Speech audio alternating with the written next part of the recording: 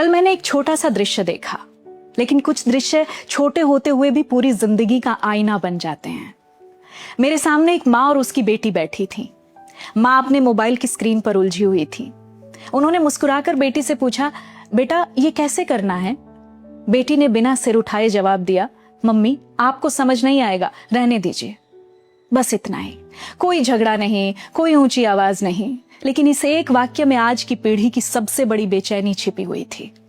हमारे पास दुनिया के लिए समय है, लेकिन जिन्होंने हमें दुनिया दिखाई उनके लिए धैर्य कम पड़ने लगा है। सोचिए, कभी यही माँ थी जिसने हमें चम्मच पकड़ना सिखाया था, फिर पेंसिल पकड़ना, फिर किताब, फिर जिंदगी। जब हम एक शब्द भी ठीक से नहीं बोल पाते थे, तब उन्होंने उसे सैकड़ों बार दोहराया। जब हम चलते चलते गिर जाते थे, उन्होंने हमें उठाने से पहले कभी ये नहीं कहा कि तुमसे नहीं होगा। जब हम एक ही सवाल 10 बार पूछते थे, उन्होंने कभी जवाब देना बंद नहीं किया। उन्हें पता था, सीखने की सबसे बड़ी शर्त बुद्धिमानी नहीं, धैर्य होता है। फिर समय बदला, दुनिया बदल गई, तकनीक ने इंसान की गति बढ़ा दी, लेकिन शायद हमारे रिश्तों का धैर्य कम कर दिया।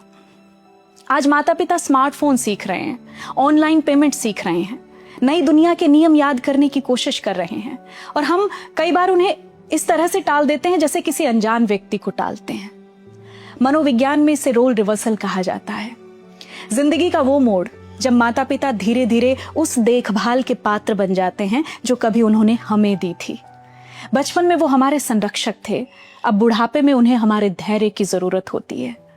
ध्यान रखिए, उम्र सबसे पहले शरीर को नहीं, आत्मविश्वास को कमजोर करती है।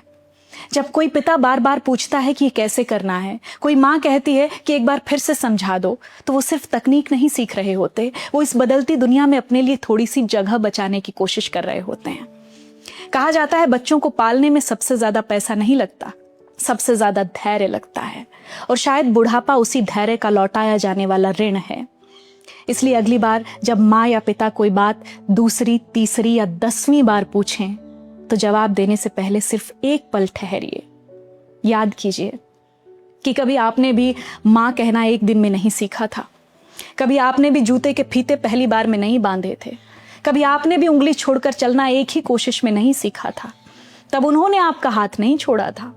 आज उनकी चाल बस थोड़ी धीमी हो गई है, रास्ता वही है, बस इस बार उंगली आपकी है और सहारे की जरूरत उन्हें है, क्योंकि जीवन